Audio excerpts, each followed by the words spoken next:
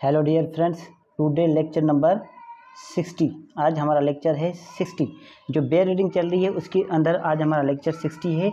इसके अंदर आज हम डिस्कस करेंगे कानून शहादत के आर्टिकल्स 111 से लेकर 113 तक, ठीक है।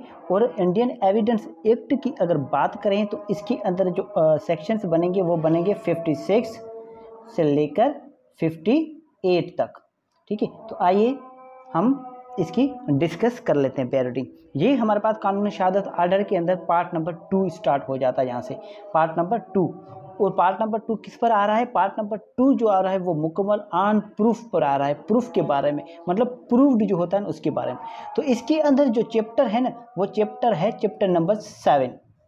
कौन सा चैप्टर है? Chapter number 7। चैप्टर नंबर 7 किसके बारे में बात करता है? चैप्टर नंबर 7 बात करता है हमारे पास facts which need not be proved, मतलब ऐसी कौन सी हकीकतें हैं जिनको साबित करने की कोई ज़रूरत नहीं होती। आइए हम पहले आर्टिकल हम देख लेते हैं। आर्टिकल नंबर 111 मतलब 111, ठीक है। और इंडियन एविडेंस एक्ट के अंदर ये कौन सा बन जाएगा? ये बन जाएगा आर्टिकल सेक्शन 56। तो आइए इसको देख लेते हैं। Facts judicially noticeable need not be proved, मतलब जो बातें अदालत के ध्यान में हैं, जो बातें अदालत को पता है, जो कानून को मतलब कानून की जो भी बातें हैं, मतलब जो भी अदालत जो बातें अदालत जानती है वो उन बातों पर बेस करना, उन बातों पर एविडेंस चलाना या फिर उनको साबित करने की कोई ज़रूरत नहीं है। आइए इसकी बेयर रीडिंग कर लेते हैं। No fact of which the court will take judicial notice need be proved, मतलब ऐसी कोई भी हकीकत नहीं है जिसको जो हमारे पास है कोर्ट को साबित करनी चाहिए, मतलब ऐसी कोई भी हकीकत जो है कोर्ट को साबित करने की ज़रूरत नहीं। अब कौन सी हकीकत? No fact of which the court will take judicial notice need be proved, ठीक है। अब यहाँ से आप देखें, अब यहाँ पर ये वर्ड है नो, ठीक है, नो अलग कर लें आप, ठीक है। Fact of which the court will take judicial notice, ये वर्ड पढ़ें आप sentence, fact of which court will take judicial notice, ठीक है। अब यहाँ से छोड़ दें आप, ठीक है, ये आप छोड़ दें नीड बी प्रूव्ड। अब यहाँ पढ़ें आप नो नीड बी प्रूव्ड। अब किसको साबित करने की जरूरत नहीं है? फैक्ट। फिर आप दोबारा ये लाइन पढ़ें, पहले वाला नो छोड़ दें और नीड बी प्रूव्ड उसको आप दोनों को छोड़ दें, ठीक है। पहले वो पढ़ें, क्या है? नो नीड बी प्रूव्ड, मतलब किसी चीज को साबित करने की जरूरत नहीं है, ठीक है। अब fact of which the court will take judicial notice, मतलब उस हकीकत को जिसको कोर्ट जानती है। आइए बात, मतलब मैं सिंपल आपको समझा दूं कि 111 जो आर्टिकल है वो ये बात करता है कि जो कोर्ट की नॉलेज में है, मतलब जो कोर्ट को पता है, ठीक है, मतलब जिसे कोर्ट जानती है या कोर्ट समझती है, उसे साबित करने की कोई ज़रूरत नहीं है। कैसे? फॉर एग्जांपल हम मिसाल दे देते हैं। For example day of independence, अब आज़ादी का दिन कौन सा है? पाकिस्तान की आज़ादी का दिन कौन सा है? सबको पता है 14 अगस्त, 14 अगस्त एंड 19 हमारे पास 47, सबको पता है। इसको साबित करने की क्या ज़रूरत है? अगर कोई कहे सर ये मुझे इस पर डाउट है, मैं इस पर एविडेंस चलाऊंगा, क्या ऐसा हो सकता है? नहीं। अब पाकिस्तान का कैपिटल कौन सा है? इस्लामाबाद, ठीक है, क्या इन पर कोई एविडेंस लीड करने की ज़रूरत है? नहीं। तो ये बातें होती हैं जो कोर्ट के नॉलेज में होती हैं, जिनको साबित करने की ज़रूरत नहीं होती, मतलब ऐसी हकीकतें जिन पर एविडेंस चलाने की कोई ज़रूरत नहीं है। जहाँ तक बात क्लियर है? वेरी सिंपल, ठीक है। फिर भी अगर समझ नहीं आता, मैं डिटेल में जो लेक्चर बनाऊंगा उसके अंदर आपको ये डाउट्स सारे क्लियर हो जाएंगे, मतलब वो चैप्टर वाइज में जो लेक्चर बनाऊंगा उसके अंदर, ठीक है, डिटेल में। ये सिर्फ बेयर रीडिंग है आपके लिए, सिर्फ आपको समझने के लिए, ठीक है। अगर आप मुकम्मल जो हमारे पास है ये कानून शहादत आप पढ़ना चाहते हैं तो इसके लिए मैं ये बना रहा हूँ कि आपको जो है हल्के में आपको समझ में आ जाए, मतलब वो सिंपली आपको समझ में आ जाए पार्ट, ठीक है। अब चले जाते हैं हम आर्टिकल 112 पर। आर्टिकल 112 बात करता है और इंडियन एविडेंस एक्ट के अंदर ये बन जाएगा सेक्शन 57, ठीक है। Facts of which court must take judicial notice, अब कौन सी ऐसी हकीकतें हैं जिनसे कोर्ट जो है कोर्ट की नॉलेज में होने चाहिए, जिसको कोर्ट के ध्यान वहाँ पर होना चाहिए, कोर्ट का तवज्जो होना चाहिए, कोर्ट को उस बातों का ख्याल रखना चाहिए, मतलब कोर्ट को खुद जो है वो बातें अपने ध्यान में रखनी है और देखनी है, ठीक है।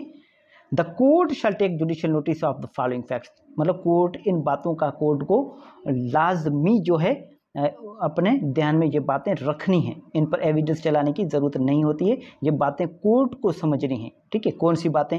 ए से लेकर के तक, कौन से हमारे पास ए से लेकर के तक, ये सब बातें जो है ये बातें कोर्ट को ध्यान में रखनी है। क्या ए से लेकर के तक ही सिर्फ कोर्ट को जो है ध्यान में रखनी है, उसके अलावा नहीं?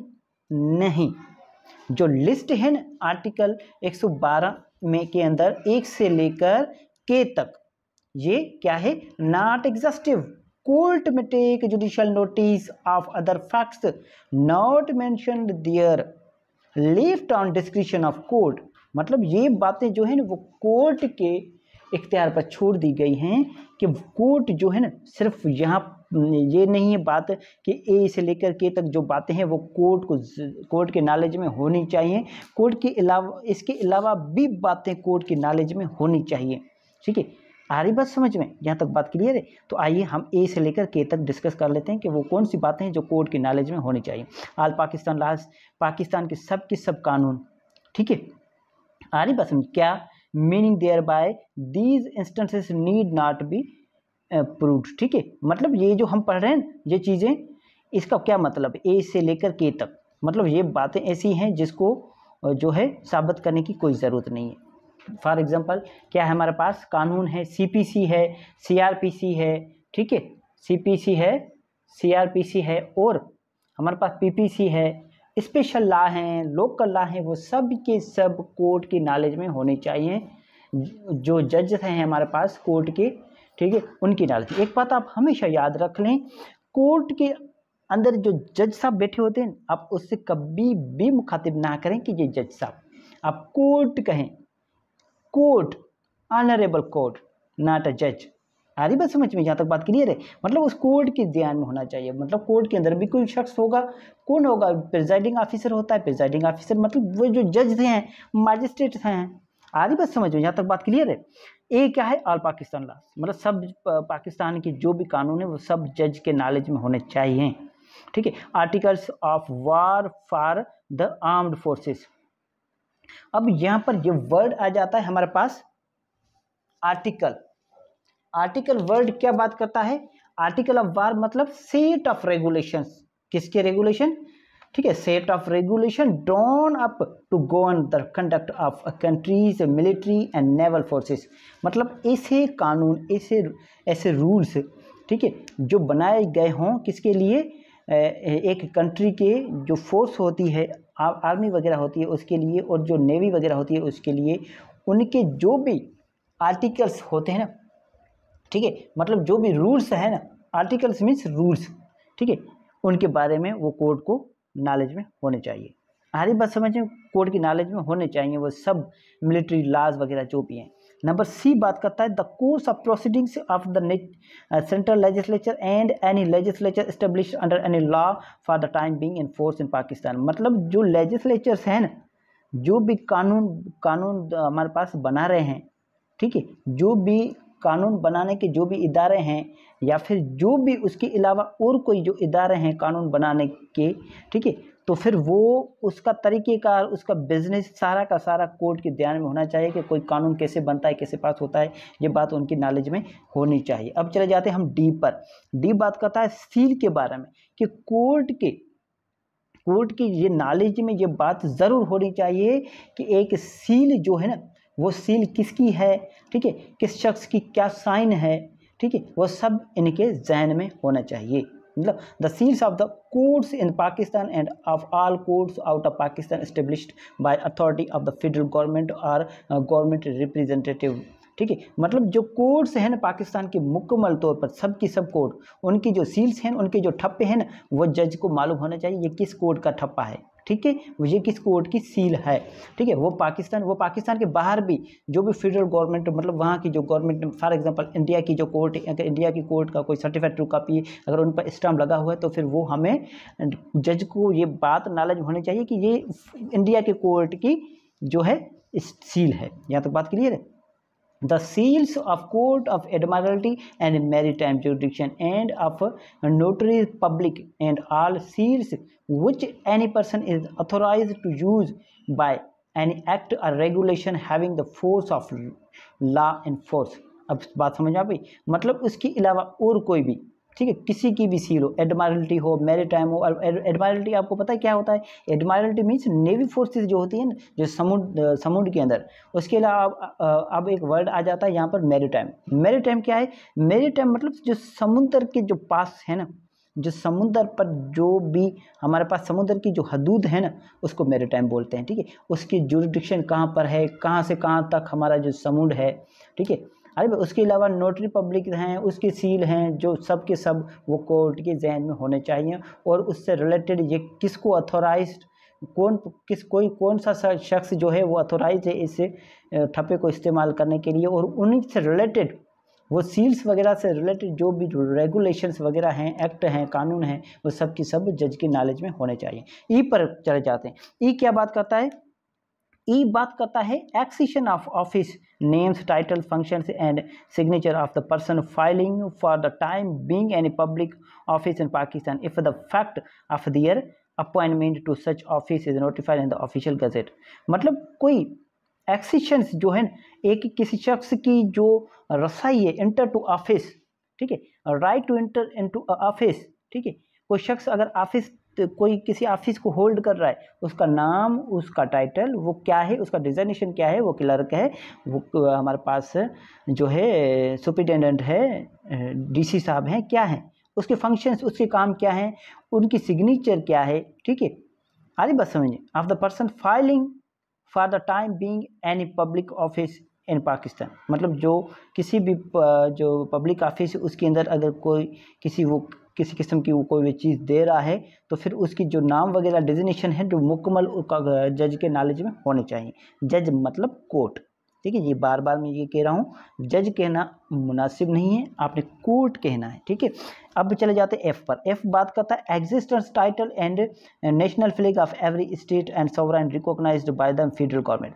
मतलब किसी कंट्री का होना और ना होना वो नॉलेज में होना चाहिए। फॉर एग्जांपल अभी वार चल रही है हमारे पास है यूक्रेन और रशिया की। अब अगर यूक्रेन चला जाता है या फिर यूक्रेन मौजूद है, ठीक है, तो इसकी वो नॉलेज में होना चाहिए कि यूक्रेन अभी मौजूद है, ठीक है। और टाइटल, ठीक है, उस कंट्री का नाम क्या है। फॉर एग्जांपल इंडिया, हम पाकिस्तान और इंडिया के दरमियान एक छोटी सी, फॉर एग्जांपल अमेरिका और चाइना के दरमियान एक छोटी सी स्टेट बन जाती है, तो फिर वो स्टेट कहाँ पर है, ठीक है, और स्टेट का नाम क्या है, टाइटल, ठीक है।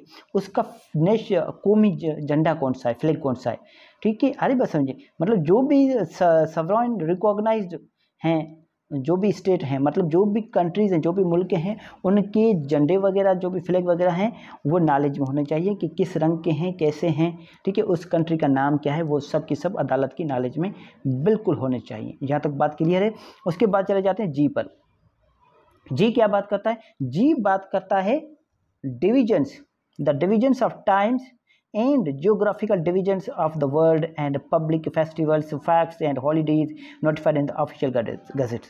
अब डिविजन्स मतलब टाइम किस हिसाब से आप डिवाइड कर रहे हो, मतलब टाइम जो है ना वो ऑफिशियल टाइम क्या होगा, ऑफिस का टाइम क्या होगा, अदालत का टाइम क्या है, एक पब्लिक ऑफिस का टाइम क्या है, या फिर किसी और ऑफिस का टाइम क्या है, किसी आप वक्त को जो है ना वो तकसीम करते हो। जियोग्राफिकल डिविजन्स क्या है, ठीक है, एक दुनिया कैसे एग्जिस्ट कर रही है हमारे पास, मतलब जो जनरल नॉलेज है ना वो भी इसके नॉलेज में होने चाहिए। मतलब जैसा कि पब्लिक फेस्टिवल्स हैं, ठीक है, जैसा कि ईद हो गई, अगर हिंदू रहते हैं पाकिस्तान के अंदर तो फिर वो होली मनाते हैं, वो दिवाली करते हैं, वो उनके नॉलेज में होना चाहिए ये किस डेट पर है।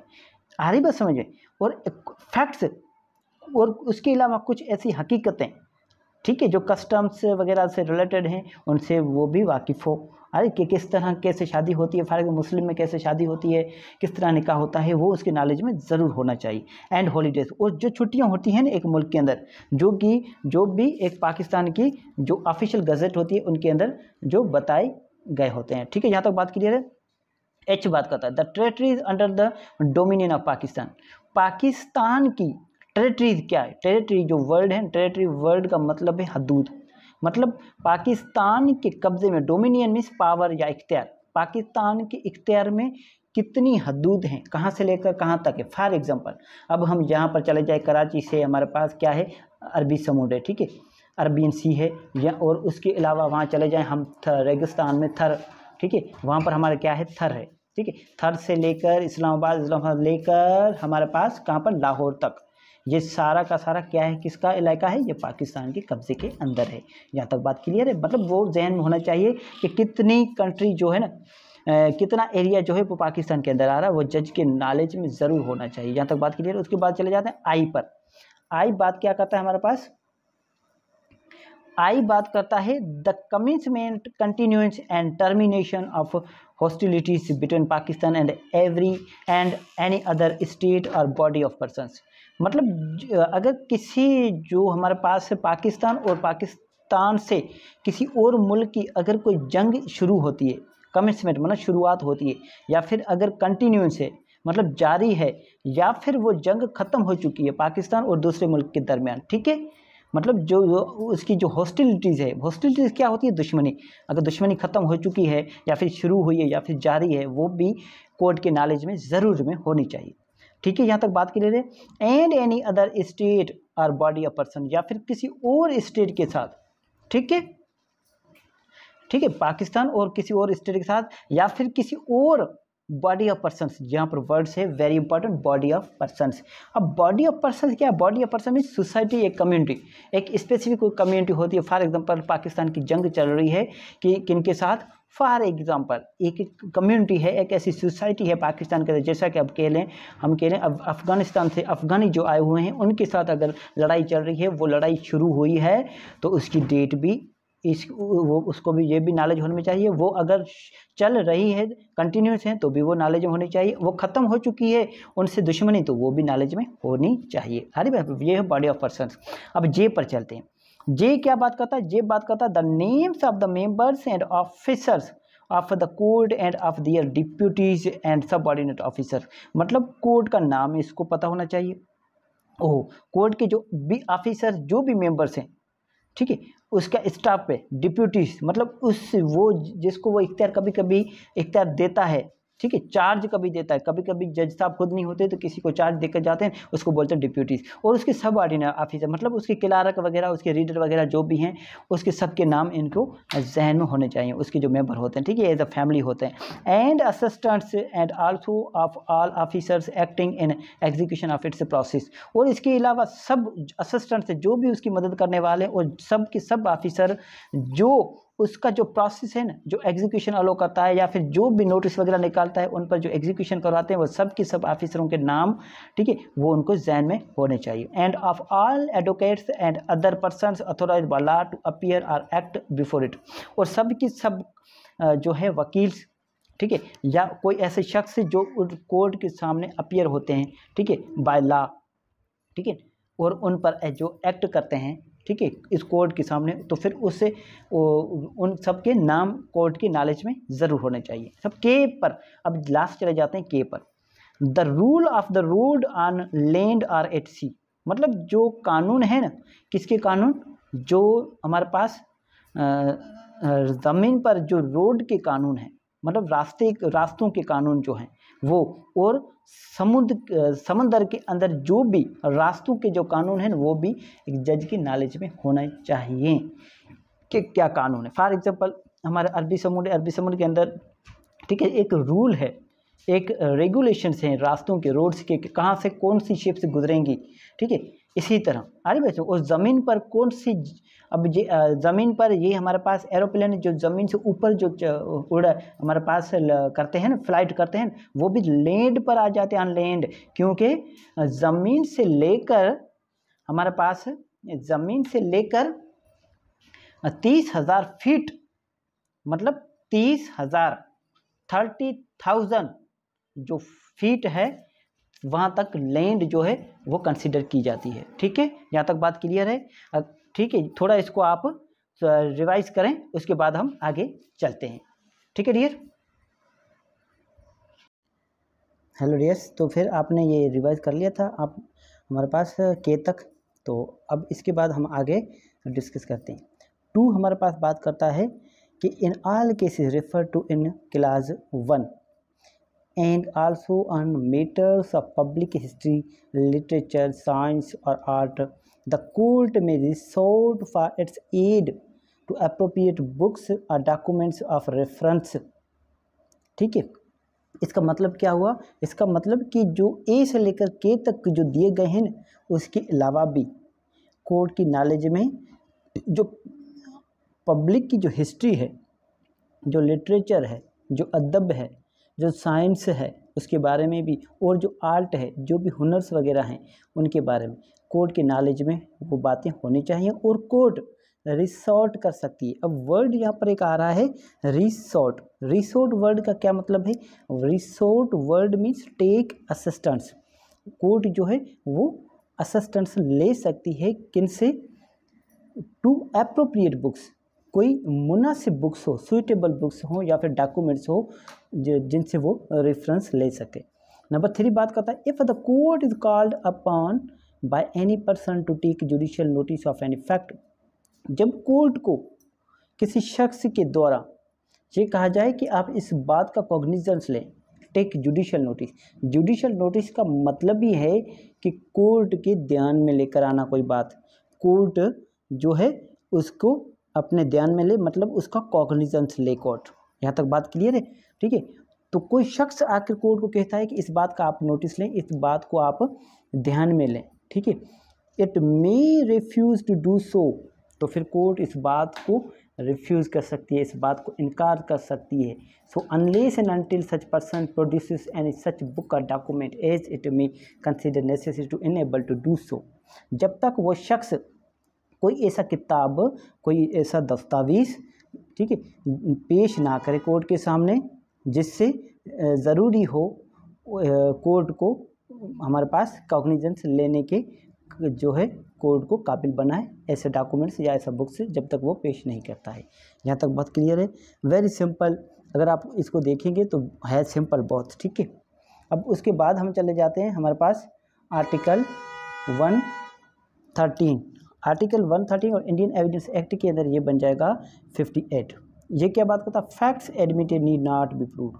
अब ये थोड़ा सा ध्यान दे दें आप, ये हमारे पास एप्लीकेबल है civil as well as criminal. ठीक है, ये सब पर एप्लीकेबल हैं, सिविल, फैमिली, क्रिमिनल, जो भी प्रोसीडिंग्स है, जो भी लिटिगेशन है, सब पर ये एप्लीकेबल होता है। No fact need be proved, किसी भी हकीकत को साबित करने की ज़रूरत नहीं है इन एनी प्रोसीडिंग, किसी भी केस के अंदर, which the parties thereto are their agents agree to admit at the hearing, जिसके अंदर पार्टीज़ जो हैं केस के अंदर वो या उनके जो भी एजेंट्स हैं, उनके जो रिप्रेजेंट्स हैं, वो जो है क्या हो जाएं, वो रज़ामंद हो जाएं उस बात को मानने के लिए कोर्ट की तारीख पर। ठीक है, और विच बिफोर द हेयरिंग, या फिर तारीख से पहले, they agree to admit by any writing under their hands.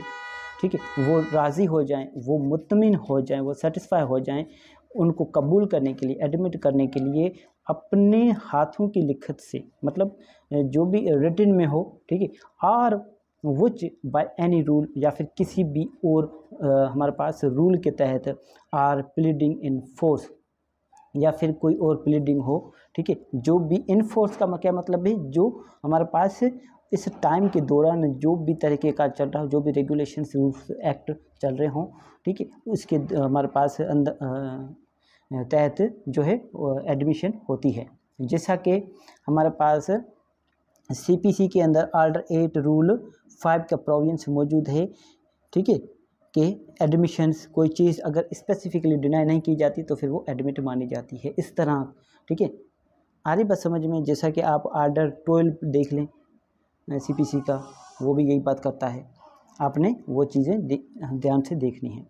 और विच बाय एनी रूल, ठीक है, force in at the time they are deemed to have admitted by their pleadings, या फिर कोई ऐसा रूल्स या फिर कोई ऐसे हमारे पास कोई ऐसा कानून हो जिसके मुताबिक के समझा जाए कि वो एडमिटेड है, जिस तरह मैंने बताया आपको ऑर्डर 8 रूल 5। ठीक है जाने, आ रही बात समझ, जहाँ तक बात क्लियर है। उसके बाद चले जाते हैं हम, इसका प्रोविजंस एक मौजूद है, प्रोवाइडेड दैट द कोर्ट में इन इट्स डिस्क्रिशन, मगर शर्त यह है कि कोर्ट जो है उसको इख्तियारात दिए गए हैं, मतलब कोर्ट को डिस्क्रिशन दिए गए हैं, कोर्ट को डिस्क्रिशनरी पावर्स दिए गए हैं कि require the facts admitted to be proved otherwise than by such admission, कि जो शख्स एडमिट कर रहे हैं, ठीक है, उनको साबित कर दिया जाए कि आप ये बात तस्लीम तो कर रहे हैं मगर साबित करो। हो सकता है आप पर प्रेशर हो या फिर आप झूठ बोल रहे हो, किस तरह आप साबित करो कि आप ये जो मान रहे हैं वो सच मान रहे हैं, ठीक है। Otherwise than by such admission, या फिर जो सिंपल जो एडमिशन हुई हैं उन पर ही कोर्ट जो है वो अपना फैसला कर सकती है। यहाँ तक बात क्लियर है। ये वेरी वेरी सिंपल, इसमें आपको ज़्यादा कंफ्यूज होने की ज़रूरत नहीं है। हमारे पास कौन से आर्टिकल 111 से लेकर 113 तक। इसका मेन ऑब्जेक्ट क्या है? Main object these provisions of article 111 to 113 is to save time and expense of the trial. मतलब ये जो 111 से 113 तक जो मौजूद हैं प्रोविजंस कानून शहादत के अंदर, इसका सिर्फ एक ही मकसद है कि जो प्रीशियस जो टाइम है कोर्ट का और पार्टी का, ठीक है, और जो एक्सपेंस है, जो खर्चा वगैरह होता है, उनको बचाने के लिए, ठीक है।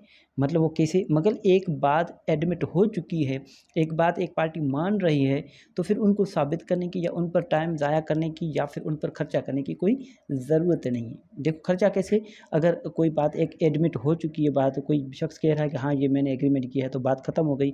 और कोर्ट अगर कहे कि नहीं, अब इसके जो है सब विटनेस बुलाओ, क्या ये एग्रीमेंट सच्चा है झूठा है। जब एक शख्स बोल रहा है कि हाँ मैंने लिख के दिया है, ये मैंने पैसे लिए हैं, तो बात ख़त्म है, ठीक है। अगर कोर्ट कहे कि इसके सब विटनेस जो है बुलाओ, विटनेस पर एविडेंस चले, तो फिर एक टाइम भी लगेगा और विटनेस आएंगे, विटनेस जो है चलेंगे, तो फिर उन पर जो है एक्सपेंस भी खर्चा भी होगा, या ठीक है। तो उनको जो है महफूज करने के लिए ये हमारे पास आर्टिकल 113 जो है ना, वो जो क्या करता है, also empowers the court to ask for further evidence other than mere admission. मतलब वो ज़्यादा एविडेंस के लिए भी कह सकता है, ठीक है, 113 के अंदर। नहीं तो फिर वो जो एडमिशन है वो ही काफ़ी है उसके अंदर। यहाँ तक बात क्लियर है, बहुत सिंपल है। अगर फिर भी अगर आपको किसी बात का कोई हमारे पास जो है बात समझ में ना आई हो, तो आप मुझसे रब्ता कर सकते हैं। आप मुझे कमेंट करेंगे, मैं आपको डिटेल में जवाब दे दूंगा इसका, ठीक है। एक बात और भी ध्यान रखने कि जुडिशियल नोटिस क्या होता है। Judicial notice means cognizance taken by the court itself, जो कोर्ट खुद लेती है, ठीक है, of certain matters the existence of which is unquestionably with in the public knowledge. यहाँ तक बात क्लियर है, सिंपल है बहुत। अगर फिर भी आपको कोई क्वेश्चन आपके जहन में अराइज होता है, तो फिर आप मुझसे बिला झिझक रब्ता कर सकते हैं। Thank you so much.